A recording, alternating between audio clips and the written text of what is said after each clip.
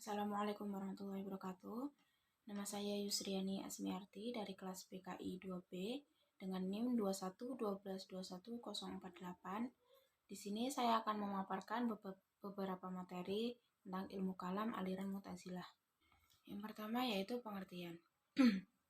Mu'tazilah secara etimologi berasal dari kata i'tizalah yang berarti menunjukkan kesendirian, kelemahan, keputusasaan, atau mengasingkan diri.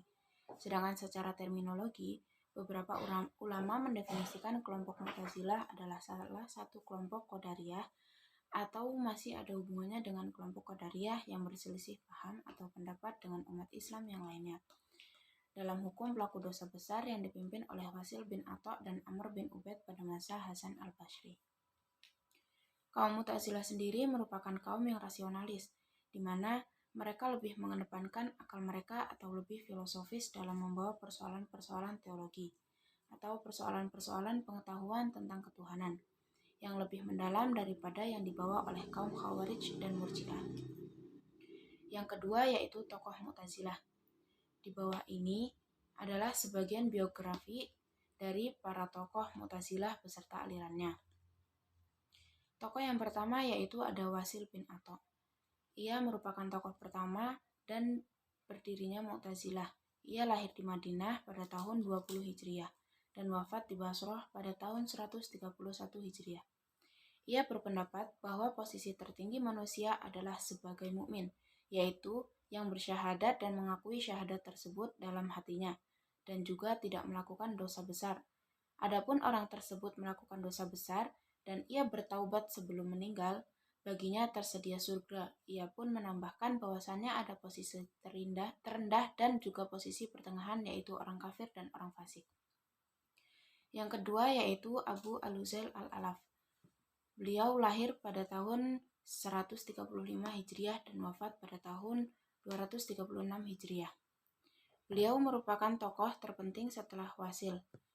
Ia hidup di masa ilmu dan filsafat berkembang pesat di dunia Islam, terutama di Baghdad. Dalam masalah ketuhanan, beliau berpendapat bahwa Tuhan itu mengetahui dengan ilmunya, dan ilmunya itu adalah zat hakikatnya. Tuhan berkuasa dengan kekuasaannya, dan kekuasaannya itu adalah zat. Tuhan hidup dengan kehidupannya, dan kehidupannya itu adalah zatnya sendiri. Adapun pengikut Abu Huzail yang biasanya disebut dengan Huzailiyah. Adapun tokoh yang ketiga yaitu Ibrahim ibnu Syayar ibnu Hani an-Nazaham. Ia lahir di Basrah pada tahun 185 Hijriah dan wafat pada usia muda yaitu pada tahun 221 Hijriah. Ia adalah orang yang sangat cerdas. Pasalnya kecerdasannya beliau melebihi kecerdasan gurunya yaitu Abu Al-Huzail. Ia pun memiliki pengikut yang dinamakan dengan Nazamiyah. Dan ia pun berpendapat bahwasannya Al-Quran itu bukanlah qadim, bukan kekal, tetapi hadis, baru yang diciptakan oleh Allah menurutnya. Kalamullah atau Quran adalah suara yang tersusun dan huruf-huruf dan dapat didengar oleh bersifat baru, bukan kekal dan itu semua diciptakan oleh Allah. Yang terakhir yaitu ada ajaran pokok aliran Mu'tazilah.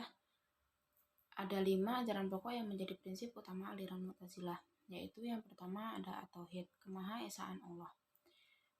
Ajaran yang paling penting dari kaum Mu'tazilah adalah at-tauhid atau kemahaesaan Allah.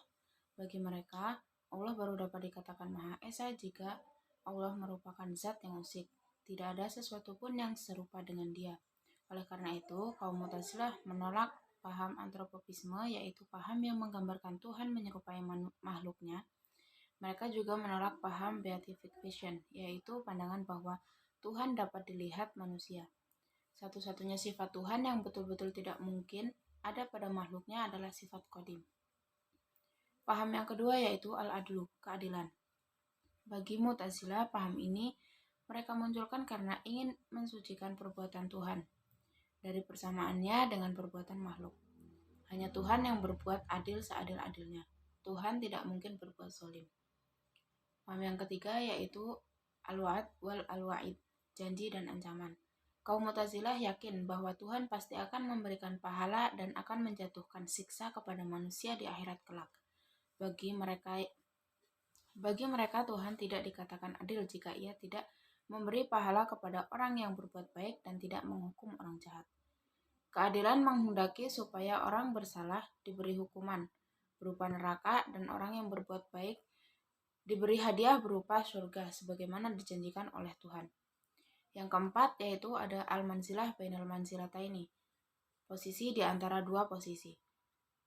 Prinsip keempat ini juga erat kaitannya dengan prinsip keadilan Tuhan. Pembuat dosa besar bukanlah kafir karena mereka masih percaya kepada Allah dan Rasul-Nya. Tetapi mereka bukan pula mukmin karena iman mereka tidak lagi sempurna. Penempatan ini bagi kaum Mu'tazilah berkaitan dengan paham prinsip keempat.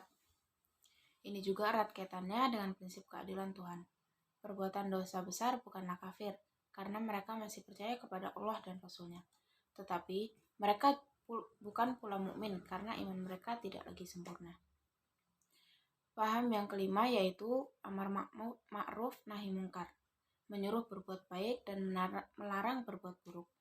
Mengenai hal ini, kaum Mu'tazilah berpendapat bahwa sama dengan golongan-golongan umat Islam lainnya, kalaupun ada perbedaan hanya dari segi pelaksanaannya. Apakah seruan untuk berbuat baik dan larangan berbuat buruk itu dilakukan dengan lunak atau dengan kekerasan? Cukup sekian yang dapat saya sampaikan.